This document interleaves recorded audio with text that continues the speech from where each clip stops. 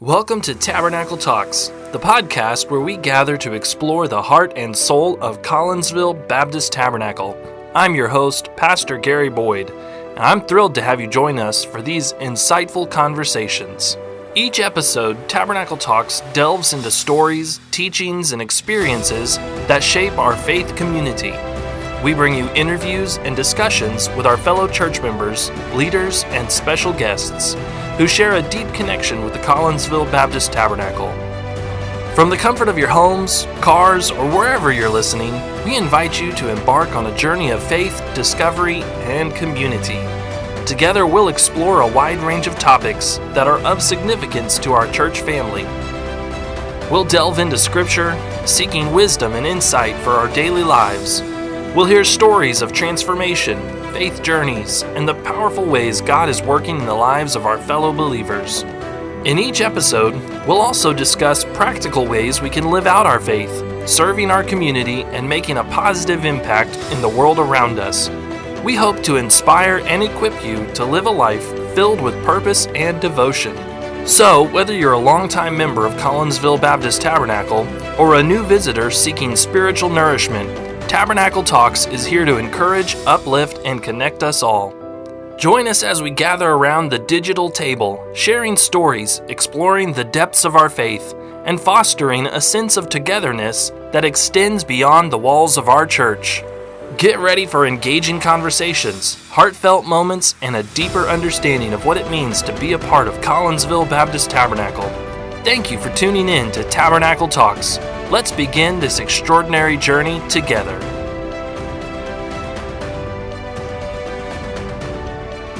Today we're joined by Dr. Dave Hardy.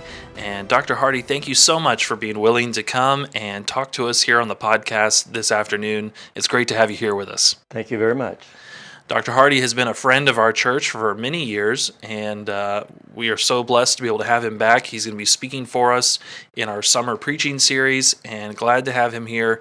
I know when I think back to my introduction to the Baptist Tabernacle, I probably wouldn't be here if it wasn't for Dr. Hardy, so it's good to have you here with us.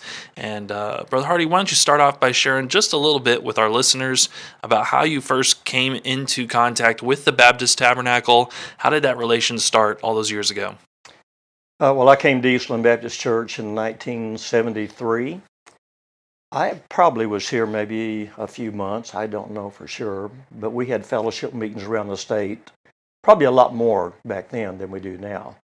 And I think maybe it might have been one of those, but it was Brother Phelps was pastor in the older building downtown. And so that would have been back in the early 70s. And right up front, enjoyed the people, enjoyed the pastor, and so it's just kind of stuck. And you and Pastor Kate became pretty good friends over the years, isn't that right? That is correct. I know Pastor Kate, before he passed away, he had told me that he appreciated the fact that you welcomed him in, even though he wasn't a BBC grad, graduating from Pillsbury, and you treated him just the same as you would anybody else. Yeah, Brother Kate was always a little bit upset with Clifford Clark. He would say, every one of you guys came from Baptist Bible College, and y'all knew all the professors, you knew each other, and I don't know why that, he sent me someplace else, the Pillsbury, so. The Lord allowed you to pastor here in Tulsa for, like you said, 30 years, and at the Eastland Baptist Church, and here at the Baptist Tabernacle, we've been sister churches. We enjoy fellowship with them, been to several of their youth activities. Why don't you tell us a little bit about, and then this is kind of a broader subject, but just a little bit about how God worked in your life and your ministry there at Eastland. You started off very small, and then over the course of time, God blessed, and the church grew, and by the time you retired, there were over 600. As you look back, what were some of the biggest hurdles of growth? You hear about breaking the ceiling of 300, a plateau at this level. What were some of the things you look back on? You remember significant milestones in the history of your pastorate? Really, before we get to that, I kind of laugh about it a little because I'm a Texan and I don't like Oklahoma. And I like Okies. Let me clarify. They're some of the most common, down-to-earth, good people I've ever met in my life. but I do get weary of the incessant wind that comes across Oklahoma.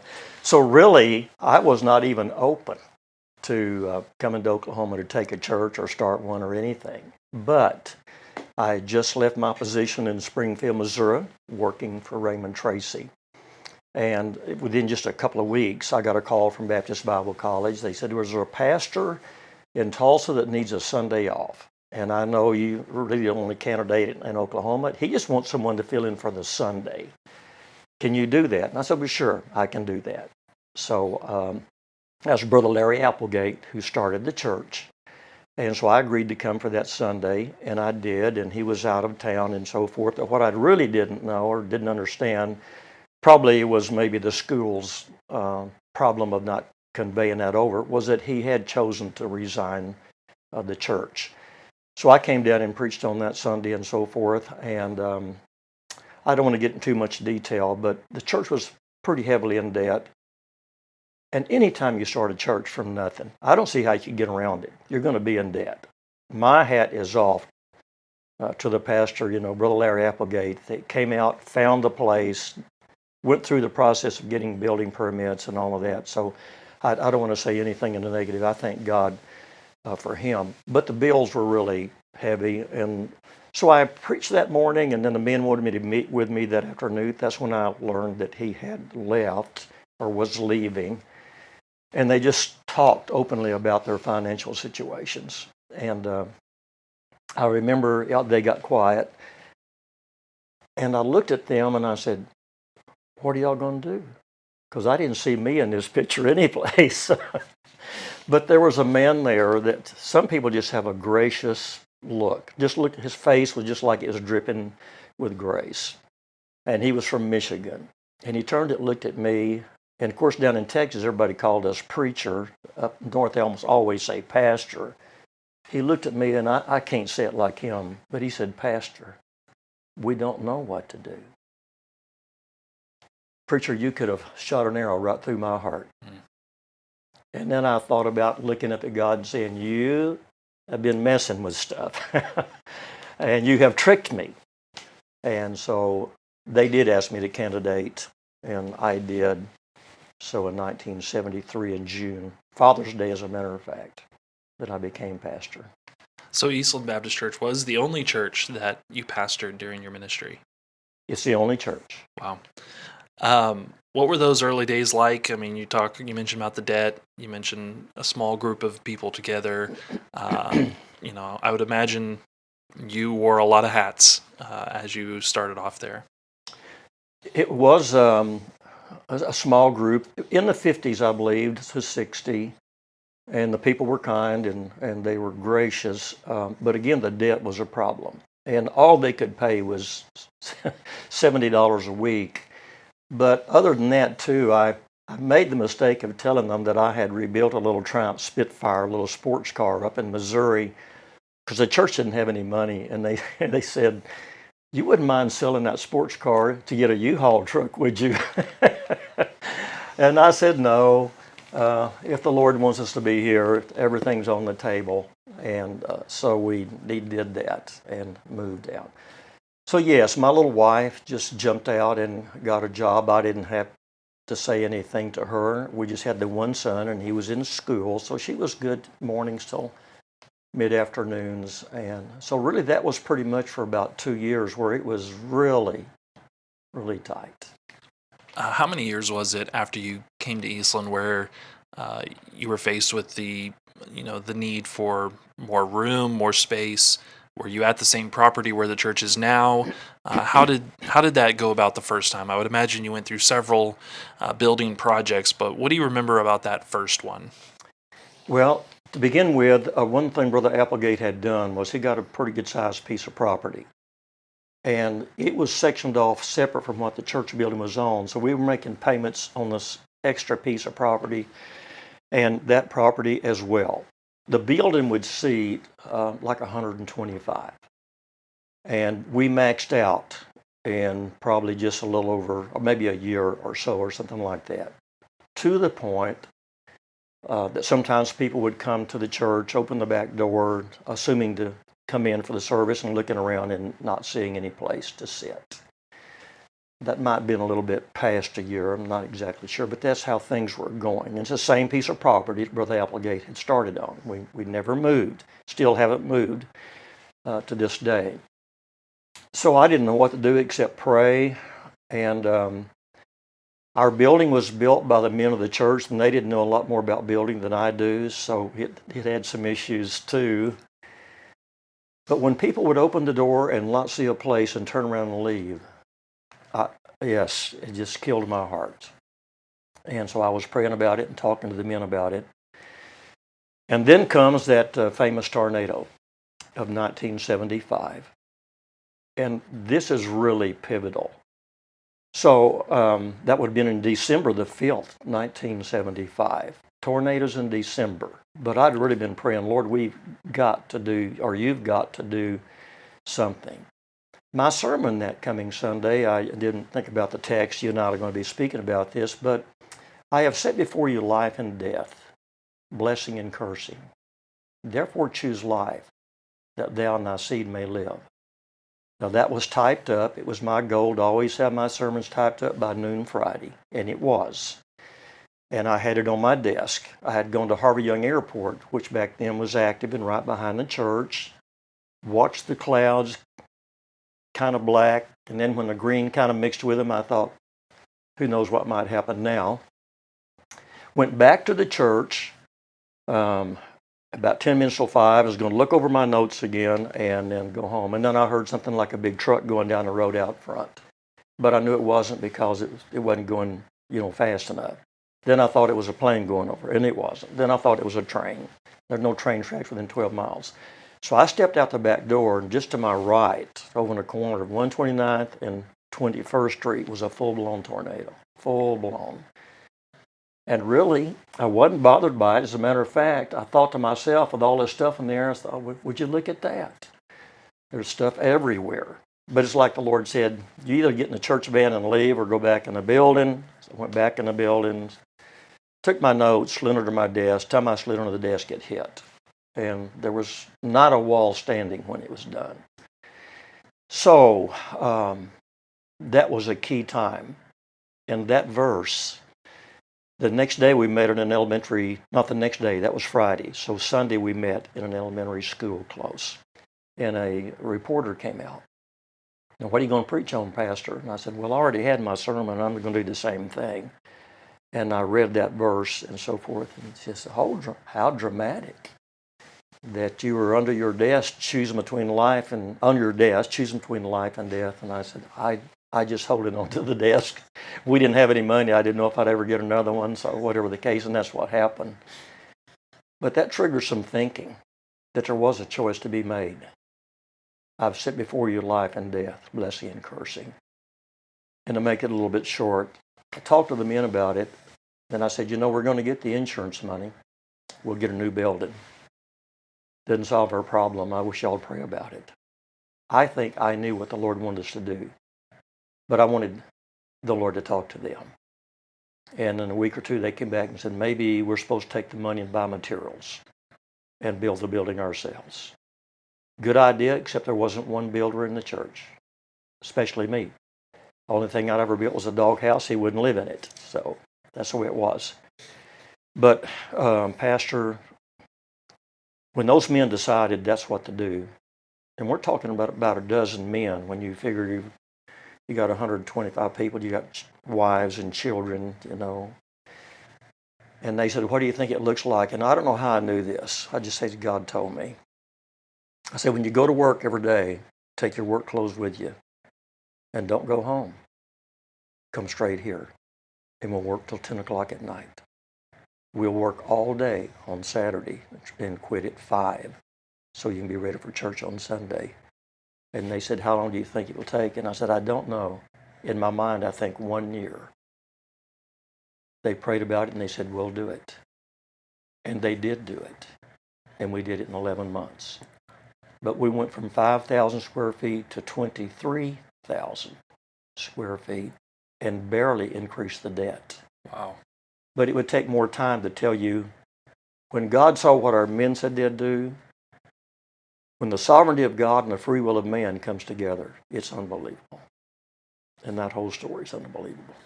And I'm sure that the fruits of those men working together and in pouring their blood and sweat into the building bore fruit for many years to come. Oh, yeah. And several of them are still there. Some of them have passed on. It's been a long time ago. That's been nearly 50 years. Yeah. Well, I have always loved that story and testimony of how God used what many would have said was a very destructive, violent event, and yet He brought good out of it with building that building. Um, Brother Hardy, you get to travel quite a bit, and you get to see a lot of different churches, and you meet a lot of different pastors. In fact, you refer to yourself often as a pastor at large. As you think back to your time as a pastor, and then you visit with a lot of pastors that are still pastoring today, what are some of the differences that you see, or what's the major difference that you see from your time pastoring to what pastors are facing these days? I think probably, if I can actually use the right terminology, that a seriousness about the Lord's work, how serious it is and important that it is. But the culture in America is to a great degree responsible for that. I don't think we can say because of that we can just ignore it because the Bible is our standard and so forth. But I think like the commitment of those men and the women, the men were the ones doing the building, but those ladies came too. They came at night. I think probably they didn't have all the shellac out from under their fingernails for a year after we did all the doors and things. I think that in general has been the way that America has grown. Of course, I was born in World War II, so I go way back. When Americans were hard workers, they didn't expect a lot in return. And I think that carried over, obviously, not just in the workforce, but also in the church. And how that people just used to respect the church so very much, take care of it, and then be faithful to do what they could to do their particular part in the church. In our circle of Christianity, we still have 3 services a week. Here recently, Lifeway came out and said that most pastors consider someone who comes 3 times a month to be a core member of their church. Is that something that you see as you travel, or are there still folks that are committed to being at church multiple times a week? Almost every church I'm in, and we travel we have been in about 40 churches a year. Coming into the pandemic and that kind of thing has kind of messed some things up. But yes, there's a lot of churches that are still very faithful in doing that, and I think they probably work harder in order to accomplish it. But people still need it. They need each other. Mm-hmm. I mean, the world now, I think a lot of people have turned to, I want to say it wrong, but like dogs. And I love them. I mean, I really like them. But they're different than they were then. They're in the house now. People sleep with them and everything. I think part of it because they have lost some of the connection with people. And they come home from work, or they go straight in the house, or in the house, they don't come out. I remember how when I was younger, like when Grace and I were first married and so forth, people driving down the street see you, they may just pull right in your driveway and come up and visit, if you're sitting on the front porch. Well, now you would expect them to call you and let you know, or would it be okay? So those are some of the changes I think that's affected it. But I believe the churches can, and they will draw the right kind of people if they're close to each other. How do you help people? We want people to be committed, invested, faithful to service, but how do we help people see this as, we get to be a part of this. It's a privilege to be a part of this, and not just doing it out of obligation or duty, but to enjoy the fellowship and the teaching that they receive, the opportunity to praise the Lord through song. How do we help them make that switch so that it's not just, I'm pressured to be here, but we're choosing and making this a priority? I think going back just a little bit, if they get connected closer with other people in a church, that's going to be a big part of it. Because God made us, we're kind of like herd animals. We're not loners. And there's some, but not many. Some of the things I remember at Eastland, one is we started a men's prayer meeting. And I just told the men about 6 weeks after I got there, I'm going to be here at 7 o'clock to pray. If any of you men would like to come and pray with me, I'd love that. And about 5 of them did. And time moved on, and I think just a few months down the road, one of them said, there's a Denny's about 1.5 miles down the road. After we have prayer and have our, our devotion and everything like that, would it be okay if some of the guys wanted to go eat breakfast? And I said, sure, that'll be fine. Well, the Bible says the early church continued in the apostles' doctrine, breaking bread, prayer, and fellowship. Those were the 4 earmarks. And I got thinking about it. Well, we're already praying, and now we're breaking bread or having a meal together and so forth. When I left Eastland, we were averaging 130 men-to-men's prayer meeting, and from that came most of the officers from the church and things, and they just got so close to each other, they'd come to be together no matter what. I think that affected the ladies, and then it finally came where we couldn't eat at a restaurant because they couldn't handle us. But the ladies said, this is so good for our husbands, we're going to come cook for them. And they did. And so that was some great years. So that's part of it. It's a big puzzle, I think, maybe. What role do you think Sunday school played in that developing that closeness amongst the families in the church? Sunday school is extremely important. Sunday school really is what has built the church in years gone by, both Independent Baptist and Southern Baptist, because the Sunday school is a bridge between the world and the church. You come to Sunday school, you're not saved. You don't know the Lord. You maybe have a rough life, but it's okay for Sunday school. And that's what fed the church, because in Sunday school they make friends, they get saved, and then they move that direction. I've done a little thing that some of the churches have asked me a couple of times, or several times really, called the forgotten tool of Sunday school. Just kind of 2 sessions to remind people how important it is. And so our teachers really were out busy visiting during the week. Sometimes now Sunday school is a teacher waiting at the door to see who will come. That's not Sunday school. Sunday school is when the teacher has a heart for the kids and whoever, or adults, and go out to get them and bring them in. And it's still a great tool. Yeah, we've seen some great success over the last several years. The folks that are here at the Baptist Tabernacle would be able to recognize this. 5 years ago we were having 70 or less. Now we're having 170 Amen. or more in Sunday school, and part of what I think has helped to spur that is everybody's having a bunch of kids. Mm-hmm. So was one. That's good. but we've allowed people to break out of just an age-based Sunday school thing. So there's electives, and they can sign up, and we do quarters, and so we have people that are not just seeing the same people year after year after year, but they're able to move to different classes and meet different people in the church that they may not have met otherwise. One thing that really helped us too, we had what we call a teachers and workers banquet once a year, and we made it as big as we could. Now early on, as we talked about, we couldn't. But we had people like Elmer Towns, and anybody we could get was well known. Fact is, if you take your phone and pull up Sunday school, there's 5 major people. One of those is Elmer Towns. And so we would bring the best person we could find, and we would rent a big place with a really nice meals and so forth to let them know we appreciated their labor and work. And so we wanted, and we had Teachers of the Year, and we put their pictures up and things. Anything we could do to motivate them. It's hard work. Yeah, it definitely is. But once people start to buy in, Amen, it kind of has a snowball effect. It where does. It inspires other people to jump in as well. It does. Dr. Hardy, a lot of the folks that are going to be listening to this are going to be church members here at the Baptist Tabernacle. And so as a former pastor of a church that a lot of our folks would know and respect, what are some words of advice or counsel that you would give specifically to the church members that are listening to this when it comes to their relationship with their church or their involvement with the Lord's work?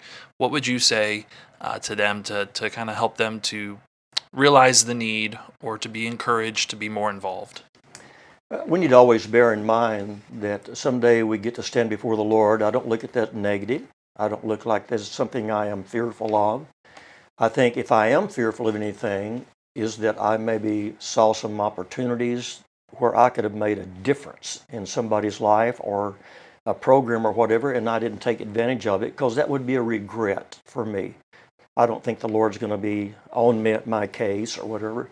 But I would encourage them to look around the church. And if they don't see a need or it's not materializing, to ask you or somebody else, what could I do? So that down the road you can look back and think about something that you did. There's a difference there because you had something to do with it. And I don't know if we'd have time to look at it that much, but one of the things that people don't have today, I believe is responsible for drugs and alcohol, is people have entertainment, but they don't have fulfillment. It's like when you build something or fix something. And I remember reading about a young boy that his dad, back in the years of farmers, showed him how to build a towel rack to put in the kitchen where the kids were when the big kids were out in the farm, you know. And the idea was he was going to help him build that. So when his wife took the towel off or put it back, he looked at it and said, or thought, I made that. I made a difference. Americans need that desperately. They need to be able to look back and say, I did that. I made a difference. So this may get cut, but I want to ask you this. So as a pastor, where so much of, your work is under the surface, there are moments where it's very evident this is fruit from my labor, but a lot of times we don't see the immediate effects. What was something that you did as a pastor to where you could, expend some energy and say, I got this done, and you could look back and see a tangible, finished product? Well, it seemed like that could go a lot of different directions. I think I spent a lot of time with individual men. Mm-hmm. I would try to call them during the week and say, what time are you going to lunch? Mm-hmm. Well, could I come over and buy you a hamburger? Something like that. And so I think that men love strongly. We think maybe the ladies love more than men. I don't believe that. I believe men have a very deep love, but men don't know how to express it. We don't express as well as the ladies do. So be a lot of things that probably wouldn't be considered part of the job, that you do it because hopefully it could make a difference, and that they know that they're special to you. Mm-hmm. Okay, so going back to the church members and having fulfillment, which I think is closely tied to having a purpose. Someone's just coming and they're not getting involved. They don't have a role. Chances are they're not going to still be at the church 5 years from now.